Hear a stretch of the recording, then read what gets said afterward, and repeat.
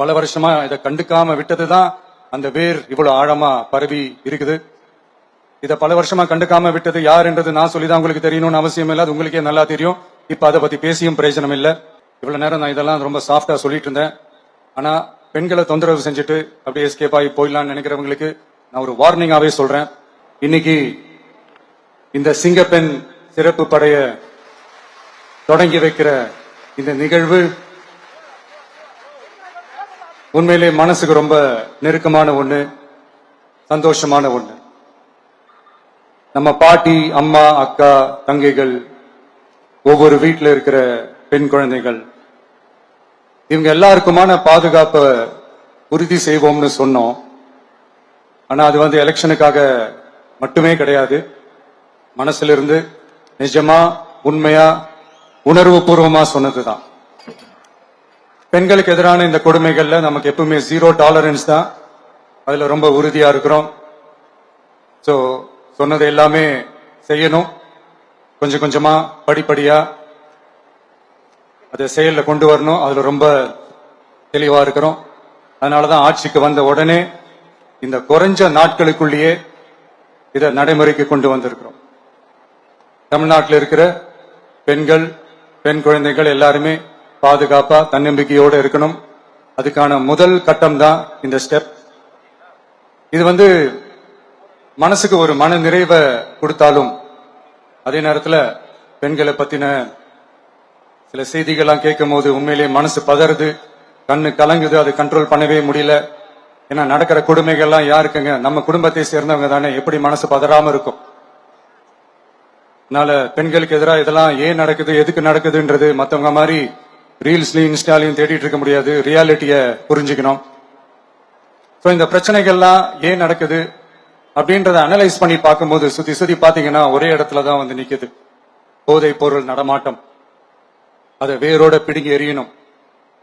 இது 2026 போன மாசம் மே மாசம் 10ஆம் தேதி இந்த பிரச்சனை புதுசா முளைச்சு வந்துடல. இது பல வருஷமா இருக்கிற பிரச்சனை. பல வருஷமா இதை கண்டுக்காம விட்டதுதான் அந்த வேர் இவ்வளவு ஆழமா பரவி இருக்குது. இதை பல வருஷமா கண்டுக்காம விட்டது யாருன்றது நான் சொல்லிதான் உங்களுக்கு தெரியணும்னு அவசியம் இல்லை, அது உங்களுக்கே நல்லா தெரியும். இப்ப அதை பத்தி பேசியும் பிரயோஜனம் இல்லை. முதல்ல இந்த போதை பொருள் நடமாட்டத்தை வேரோட பிடுங்கி எறியணும்.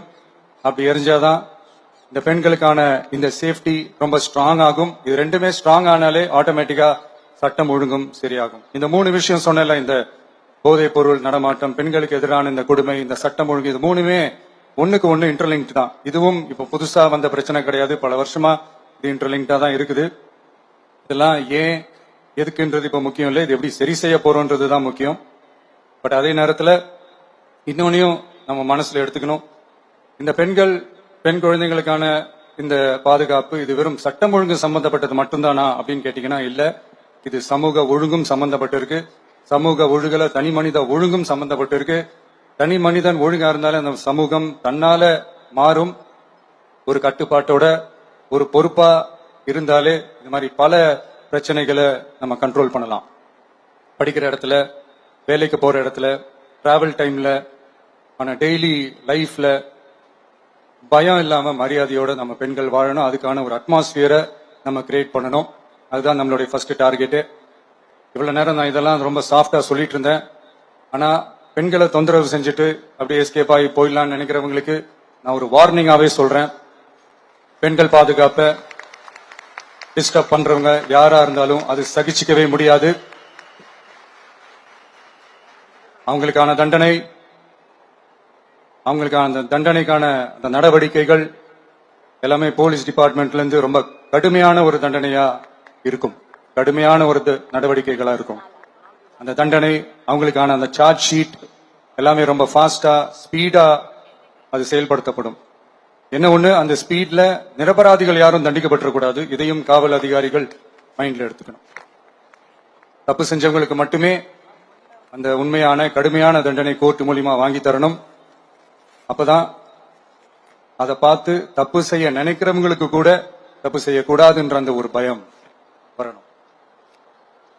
இந்த சிங்கப்பெண் சிறப்பு படைக்காக நம் அரசு சார்பாக முதற்கட்டமாக 354 கோடிக்கு மேல நிதி ஒதுக்கப்பட இருக்கு. இந்த திட்டத்தோட இரண்டாவது கட்டமா இந்த படைக்காக மட்டுமே 2500 புதிய பணியிடங்கள் உருவாக்கப்பட உள்ளது. பெண்களோட பாதுகாப்பை ஸ்ட்ராங் பண்றதுக்காக மாடர்ன் ஃபெசிலிட்டிஸ் இருக்கிற வாகனங்களும் நவீன உபகரணங்களும் தொழில்நுட்ப சாதனங்களும் அலாட் செய்யப்பட இருக்கு. ஆல்ரெடி உமன் சேஃப்டிக்காக செயல்படுற அமைப்புகளுக்கு அடிஷனல் ஸ்ட்ரென்த் அண்ட் சப்போர்ட்டா இந்த சிங்கப்பெண் படை செயல்படுங்கிறத மீண்டும் வலியுறுத்தி சொல்ல விரும்புறேன். பெண்களுக்கு எதிரான குற்றங்கள் நடக்கிறதுக்கு முன்னாடியே அதை தடுக்கிற காவல் நடவடிக்கையில இந்த படை முக்கிய பங்கு வகிக்கும். ஃபீல்ட் ஒர்க்ஸ் அண்ட் பிரிவென்டிவ் ஆக்ஷன்ஸ்ல இந்த படை ஈடுபடுறதால அனைத்து மகளிர் காவல் நிலையங்கள் எல்லாம் வழக்கு விசாரணையிலும் குற்றவாளிகளுக்கு தண்டனை வாங்கி தர்றதிலையும் இன்னும் அதிக கவனம் செலுத்த முடியும்.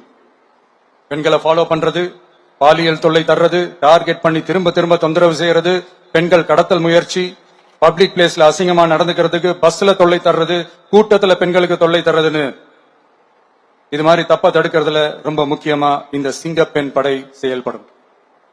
பெண்களுக்கு எதிரான குற்றங்களை தடுக்க நடவடிக்கை எடுக்க இந்தியாவிலேயே முதல் முறையாக ட்ரோன் வாயிலாக பெட்ரோல் மூலை அறிமுகப்படுத்தப்படும். நம்ம வீட்டு பெண்கள் அவங்களோட ட்ரீம்ஸ் அண்ட் எக்ஸ்பெக்டேஷன்ஸ் என்ன அப்படின்றத நம்ம அரசு நல்லாவே புரிஞ்சு வச்சிருக்கு. அதை கொஞ்சம் கொஞ்சமா நாங்க செயல்படுத்துவோம். உங்களுக்கான மரியாதையும் தான், உங்களுக்கான அந்த கண்ணியமும் தான் நம்ம அரசினுடைய highest and most important priority. ஒரு கவர்மெண்டோட அந்த விஷன் அண்ட் டார்கெட் ஆனஸ்டா இருந்தாலே போதும். பிளான்ஸ் அண்ட் அட்டெம்ப்ட்ஸ் அது போற பாதை சரியா இருக்கும்னு சொல்லுவாங்க. அப்படிப்பட்ட ஒரு கவர்மெண்ட் தான் நம்மளுடைய கவர்மெண்ட், உங்களுக்கான கவர்மெண்ட். இந்த ஷார்ட் ஸ்பேன்ல இந்த சிங்கப்பெண் சிறப்பு படைய நடைமுறைக்கு கொண்டு வந்து இதுக்கு ரொம்ப கடுமையா உழைச்ச காவல்துறை அதிகாரிகளுக்கும் பணியாளர்களுக்கும் இந்த நேரத்தில் என்னுடைய பாராட்டுகளை தெரிவிச்சுக்கிறேன்.